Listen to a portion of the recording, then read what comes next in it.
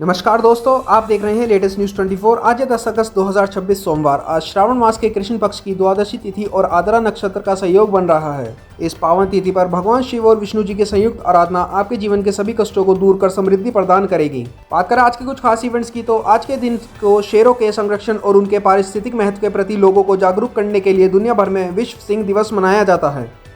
साथ ही आज ही के दिन झारखंड के छात्रों ने परीक्षा धांधली के खिलाफ और सीबीआई जांच की मांग को लेकर रांची में विधानसभा महाघेराव करने का बड़ा ऐलान किया है। अब बात करते हैं कुछ महत्वपूर्ण खबरों की। राजौरी गार्डन में 19 वर्षीय कॉलेज छात्र मृत पाया गया। पुलिस को मौके से सुसाइड नोट मिला है जिसमें निजी कारणों का संकेत है। जांच अधिकारी परिजनों और दोस्तों से पूछताछ कर रहे हैं। यह घटना युवाओं में मानसिक दबाव और मानसिक स्वास्थ्य पर गंभीर सवाल खड़े करती है। 2 दिन की तलाश के बाद केरल पुलिस ने अर्जुन आइंकी को कन्नूर से गिरफ्तार किया। आइंकी का नाम कई विवादित मामलों में जुड़ा रहा। पुलिस का मानना है कि उसकी गिरफ्तारी से नेटवर्क की गतिविधियों पर रोक लगेगी और आगे की पूछताछ से अहम जानकारियां मिल सकती हैं। एनआईए ने मल्लपुरम विस्फोटक बरामदगी मामले में मुख्य साजिशकर्ता हरीश टीए को गिरफ्तार किया। यह इस केस में अब तक की 10वीं गिरफ्तारी है। एजेंसी का कहना है कि यह आतंकी नेटवर्क को कमजोर करने की दिशा में अहम कदम है।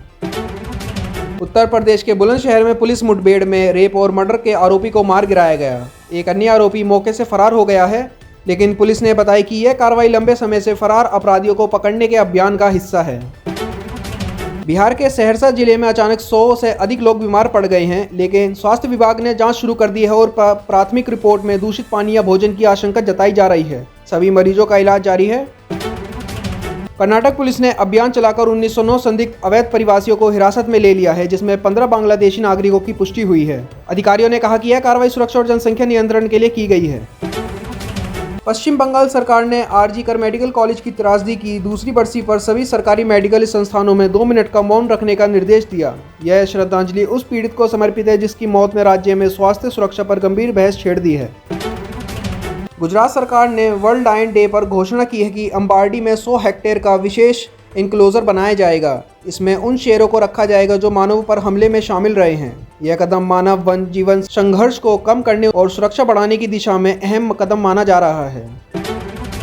आप नेता सौरभ भारद्वाज ने दिल्ली में 22,000 करोड़ रुपए के चावल घोटाले की योजना का आरोप लगाया है। उन्होंने कहा कि यह स्कैम गरीबों के हक पर सीधा हमला है। मामले ने राजनीतिक हलचल तेज कर दी है और सरकार से जवाबदेही की मांग उठ रही है।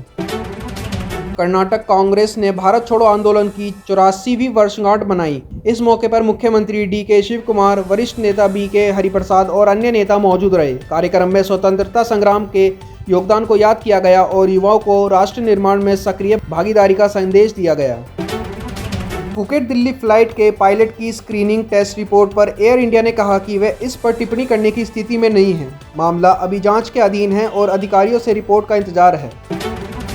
नई रिपोर्ट के अनुसार कंपनियां अब एआई अपनाने से आगे बढ़कर एंटरप्राइज स्तर पर वैल्यू क्रिएशन की ओर बढ़ रही हैं। विशेषज्ञों का कहना है कि आगे आने वाले समय में एआई ट्रांसफॉर्मेशन और तेजी से होगा, जिससे बिजनेस मॉडल और उत्पादकता में बड़ा बदलाव आएगा।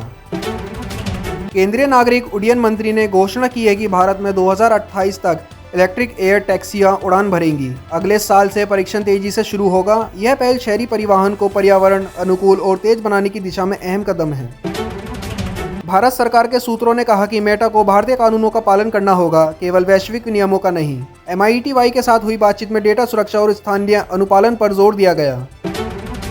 नई दिल्ली में आयोजित फ्रॉडकॉन 2026 में करीब 200 वैश्विक नेता और विशेषज्ञ शामिल हुए। रिपोर्ट्स के अनुसार कंपनियों की आय का लगभग 5% धोखाधड़ी से प्रभावित होता है। सम्मेलन में डिजिटल फ्रॉड, साइबर सुरक्षा और कॉर्पोरेट गवर्नेंस पर चर्चा हुई। ACFE इंडिया ने एंटरप्राइज स्तर पर एंटी फ्रॉड रणनीतियों को लागू करने पर जोर दिया।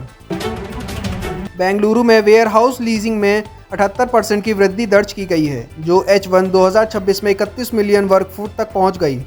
यह प्रमुख बाजारों में सबसे तेज वृद्धि है और इसे ई-कॉमर्स और लॉजिस्टिक्स सेक्टर की मांग से जोड़ा जा रहा है। तो दोस्तों, अब बात करते हैं विदेश की कुछ महत्वपूर्ण खबरों की।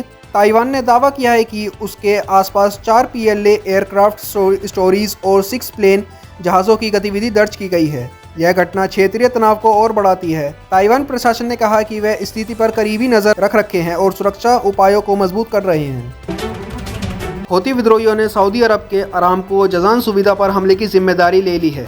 इस हमले से क्षेत्रीय तनाव और बढ़ गया है। सऊदी प्रशासन ने सुरक्षा जांच शुरू कर दी है और नुकसान का आकलन किया जा रहा है। पाकिस्तान में बाल शोषण के मामले में चिंताजनक वृद्धि दर्ज की गई है। सिर्फ 6 महीने में लगभग 2000 मामले सामने आए हैं। सामाजिक संगठनों ने इसे राष्ट्रीय संकट बताते हुए सरकार से ठोस कदम उठाने की मांग की है। विशेषज्ञों का कहना है कि जागरूकता अभियान और कानूनी सख्ती बेहद ज़रूरी है। पाकिस्तान के लाहौर में भारी बारिश ने शहर की कमज़ोर इंफ्रास्ट्रक्चर की पोल खोल दी है। सड़कों पर पानी भर गया है और जनजीवन ठप हो गया। नागरिकों ने प्रशासन की लापरवाही पर नाराज़गी जताई और त्वरित सुधार की मांग की है। अमेरिकी पेंटागन ने रक्षा कंपनियों से हथियार उत्पादन बढ़ाने को कहा है। रिपोर्टर्स के अनुसार यह कदम वैश्विक सुरक्षा चुनौतियों और बढ़ती मांग को देखते हुए उठाया गया है। विशेषज्ञों का मानना है कि इससे रक्षा उद्योग पर बड़ा असर पड़ेगा। अमेरिका ने चीन के नेचर रिजर्व प्लान को खारिज कर दिया और फिलीपींस का समर्थन किया। यह विवादित स्काबोरो रीफ क्षेत्र में समुद्री तनाव को और बढ़ाता है। अमेरिका का कहना है कि चीन का कदम अंतर्राष्ट्रीय कानून के खिलाफ है। तो चलिए देखते हैं खेल जगत और मनोरंजन से जुड़ी कुछ खबरें। भारत के बसंत मेघवाल ने पुरुष हाई जंप इवेंट में सिल्वर मेडल जीता। यह उपलब्धि भारत के लिए गौरव का क्षण है और युवा खिलाड़ियों को अंतर्राष्ट्रीय स्तर पर प्रेरणा देती है। भारतीय बैडमिंटन खिलाड़ी अस्मिता चलिहा ने चीन की हान कियाशी को हराकर कोरिया मास्टर्स खिताब अपने नाम किया। यह जीत भारतीय बैडमिंटन के लिए बड़ी उपलब्धि मानी जा रही है। केंद्रीय खेल मंत्री मनसुख मंडाविया ने फिट इंडिया संडे के 85वें संस्करण में एंट्री ड्रग शपथ दिलाई। साइकिल रैली के दौरान युवाओं को नशामुक्त जीवन अपनाने का संदेश दिया गया। इंदौर में मिस यूनिवर्स इंडिया 2026 के तहत सूफी नाइट का आयोजन हुआ। फाइनलिस्ट ने अपनी प्रतिभा और सांस्कृतिक जुड़ाव का प्रदर्शन किया। ग्रैंड फिनाले से पहले यह आयोजन प्रतिभागियों को आत्मविश्वास और प्रस्तुति कौशल को निखारने का मंच बना। दर्शकों ने सूफी संगीत और प्रस्तुतियों पर भरपूर आनंद लिया। फिल्म टॉक्सिक के ट्रेलर लॉन्च पर अभिनेता यश ने कहा कि एक्टर को कई चुनौतियों से गुजरना पड़ता है, लेकिन जो आप मानते हैं वही करना चाहिए। उन्होंने अभिनेत्री कियारा आडवाणी की जमकर प्रशंसा की और उनके काम को प्रेरणादायक बताया। गायक निक जोनस ने अपने भाई जो जोनस के साथ भारतीय भोजन का आनंद लिया। उन्होंने सोशल मीडिया पर इस फूड फेस्ट की झलक साझा की। पोस्ट में उन्होंने भारतीय खाने की विविधता और स्वाद की तारीफ की, जिससे फैंस में उत्साह बढ़ गया। कॉमेडियन समय रैना ने असम में आई बाढ़ से प्रभावित लोगों की मदद के लिए 10 लाख रुपए मुख्यमंत्री राहत कोष में दान दिए। उनके इस कदम की सोशल मीडिया पर खूब सराहना हो रही है और इसे मानवीय संवेदनशीलता का उदाहरण बताया जा रहा है। ऐसी ही बड़ी खबरों के लिए जुड़े रहिए हमारे साथ। जय हिंद, जय भारत।